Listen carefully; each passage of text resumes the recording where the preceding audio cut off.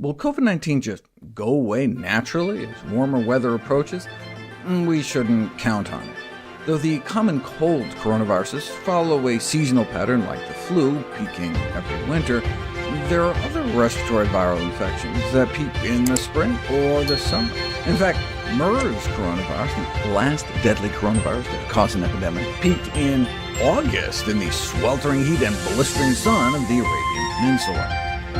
The mechanisms underlying the seasonality of viral respiratory infections remains a subject of scientific debate. It's likely a combination of factors involving the virus itself, for example, viral viability at different temperatures and humidity, host immunity, such as vitamin D status and the drying of our airways, and host behavior, like crowding of susceptible individuals indoors. However, the near universal susceptibility to novel pandemic viruses may supersede these seasonal factors. All the recent flu pandemics emerged in the spring or summer months. Those secondary waves did tend to hit during the following winter. Even if the contagiousness of the COVID-19 virus drops this summer in the Northern Hemisphere due to warmer, wetter weather, it is not expected to make a large dent in the pandemic curve. What would stop the pandemic is herd immunity. We're now developing vaccines at pandemic speed. It's humbling to realize that the average vaccine takes over 10 years to create and has a 94% chance of failure. Without a vaccine, herd immunity is only achieved the hard way through mass infection.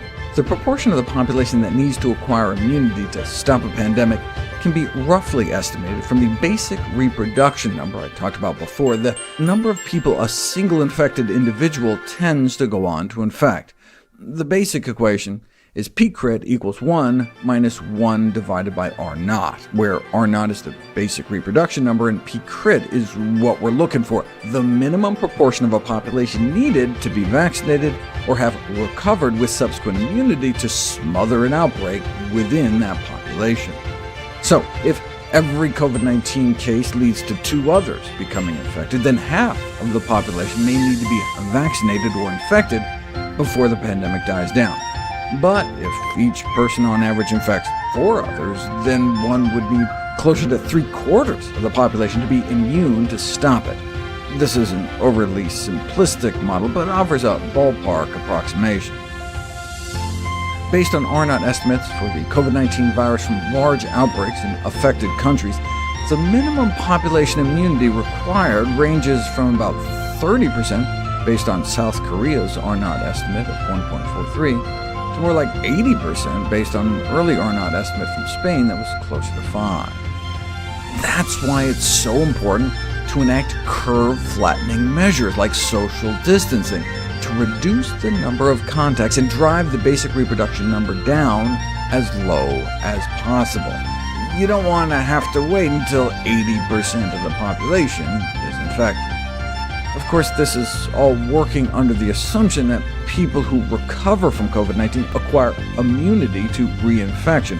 It works in rhesus monkeys. Scientists re-challenged 2 recovered monkeys with the COVID-19 virus and were unable to successfully reinfect them. We don't yet have a definitive answer as to whether humans become immune after infection, but the fact that at least a small case series reported potential treatment benefit from convalescent plasma, the transfusion of blood products from a recovered patient, suggests the buildup of at least temporary immunity. We have 3 lines of defense against viral reinfection: circulating antibodies that can neutralize the virus, memory B cells that can create new antibodies upon re-exposure. Memory B cells are the reason people can remain immune from the chickenpox virus for 50 or more years, for example. And thirdly, memory T cells that can help hunt down virus-infected cells. The benefit of convalescent plasma derives from the antibodies, but a 6-year follow-up study of patients recovered from SARS found that about 90% no longer had any detectable anti-SARS antibodies in their bloodstreams. But that's okay, because their memory B cells could just make more, right? Unfortunately, not a single SARS-specific memory B cell was found in any of the former SARS patients. So it's definitely not something like chickenpox. Now, about 60% were able to mount a memory T-cell response, though it's not clear if that alone would be able to protect them from reinfection. Unlike HIV, which keeps parts of itself hidden to evade the immune system and establish a long latent infection, the COVID-19 virus appears to take more of a smash-and-grab approach. It brazenly displays its array of spike proteins in a presumed attempt to better bind to its victim, but counts on jumping ship before immunity develops by quickly being coughed onto a new host. This bodes well for both the post-recovery acquisition of immunity and the prospects of vaccine development. A trait the COVID-19 virus does share with HIV, however, is its rapid mutation rate. One recent RNA viruses like HIV and coronaviruses and all flu viruses represent a higher pandemic threat than those that use DNA as their genetic material is that viral RNA replication can be sloppy. Every copying cycle can result in multitudes of mutants, most of which probably aren't even viable. But the flip side of this intrinsic inefficiency is that rare mutants may arise from this diverse population of variants that come exploding out of each infected cell that are either better adapted to the current host or tailored towards new ones. The high mutation rate of coronaviruses may help explain their proclivity to jump across species barriers in the first place. But the question we face now is what this new virus will do next.